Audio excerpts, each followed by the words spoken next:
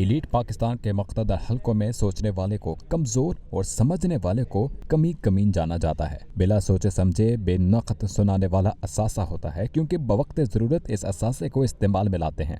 इसके बावजूद कुछ पैदाइशी नादान ये सोचने की जसारत करते हैं कि सबसे पुरानी जमहूरियत रोम और सबसे मुमताज डेमोक्रेसी इंग्लिस्तान में है, जहाँ लफ्ज इदारे कभी सुनने को नहीं मिलता, माँ सवाए इसके कि रोमन एम्पायर में पॉलिसी साजी, फैसला साजी और इम्प्लीमेंटेशन तीनों एक ही इदारे सेनेट के पास जमा थे, जबकि बरतानिया में ताज बरतानिया और दारुल उलूम सिर्फ 2 इदारे पाए जाते हैं। इन दोनों बड़ी एम्पायर्स ने अक्सर मुल्कों को फतह किया, उन्हें गुलाम बनाया और उनकी सल्तनतों पर सूरज कभी गरूब नहीं होता था, मगर दोनों जगह खुला बहस मुबाहिसा, रियासत की पॉलिसियों पर तनकीद और हुक्मरानों का शदीद तरीन एहतसाब करने की तारीख मिलती है। इस जमहूरियत के बारे में अजीम सोच रखने वाले मुफक्किर शायर हजरत अल्लामा इकबाल ने महमूद अय्याज की बराबरी के असूल को जमहूरियत ही के उन्वान से यूं बयान किया। इस राज को एक मर्द फिरंगी ने किया फाश, हर चंद के दाना उसे खोला नहीं करते। जमहूरियत एक तर्ज हुकूमत है कि जिसमें बंदों को गिना करते हैं, तोला नहीं करते। पाकिस्तान के लोगों ने सारी किस्म की गिनती को 8 फरवरी के दिन पलटा कर रख दिया। नए पाकिस्तान का ये पलटा देखकर दरबारी माहिरीन, पेड कंटेंट वाले और इश्तिहारी हर फसूद सब डर गए। सिंधी जुबान में दड़ों को कब्र, खुड्डा और पनाहगाह के मानों में भी इस्तेमाल करते हैं। चुक चुका और मारधाड़ से भरपूर मुहिम के नतीजे में पुराने किरदारों के माबैन नया मजाक जमहूरियत वजूद में आया। इसके 3 मरकजी किरदारों ने हर हुकूमत में बराह रास्त और बेराह रास्त हिस्सा बकदरे जुस्सा वसूल किया।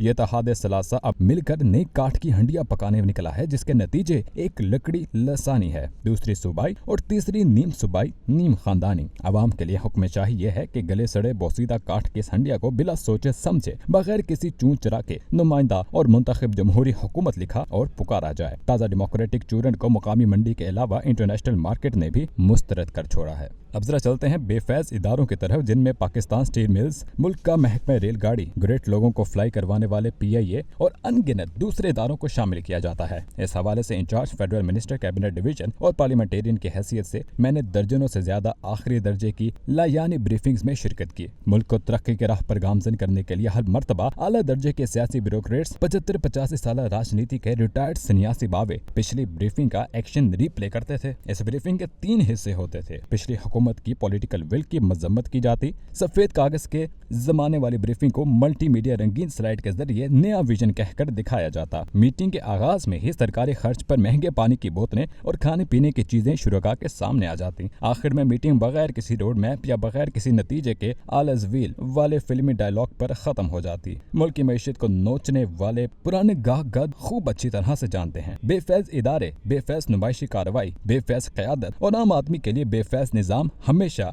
इसी डगर पर चलाया जाता रहा है। ऐसी डगर जिससे एलीट माफिया का भला हो सके। पाकिस्तान की नई नस्ल ने काठ की हंडिया की तरह इस बेफैजी से मजीद फैज़याब होने से खुलकर इनकार कर दिया। फैज़याब होने से याद आया, अभी चंद दिन पहले 2 ताहयात इक़्तिदारी पार्टियों ने कौम को खुशखबरी दी कि वो आवाम के लिए बिजली मुफ्त कर देंगे, पाकिस्तान तरक्की करेगा। एक ने कहा कि मुल्क एशियन टाइगर बनेगा, दूसरे ने कहा नहीं ये पेरिस बनेगा। एक ने कसम खाई, दूसरे का पेट फाड़ कर चोरी का माल निकालूंगा, फिर उसे लाहौर, कराची, पेशावर और लाड़काना की सड़कों पर घसीटूंगा। दूसरी पार्टी बोली चाहे कुछ भी हो जाए, अब मैं पंजाब वालों के साथ इक़्तिदार में नहीं जाऊंगी। जो ही 9 फरवरी वाले इलेक्शन का नतीजा तैयार होना शुरू हुआ, इन दोनों के दरमियान नहीं छोड़ूंगी और नहीं जाऊंगी वाली तकरार खत्म हो गई। 9 नशिस्तों में इकट्ठे बैठकर ये तुम्हारा ये हमारा, यानी इधर हम उधर तुम का इक़्तिदारी फार्मूला फिर से बना लिया। ये दोनों इलेक्शन से पहले कहते थे हमें मिसाक़ मईशत करना चाहिए। उनकी नीयत पर शक नहीं करना चाहिए था, वो सच्चे थे। उन्होंने दोनों खानदानों की मईशत को संभाला देने के लिए और जो नुकसान उन्हें अबूरी हुकूमतों के दौर में हुआ उसकी रिकवरी के लिए आपस में खंड खीर हो गए, जिसकी सादा सी वजह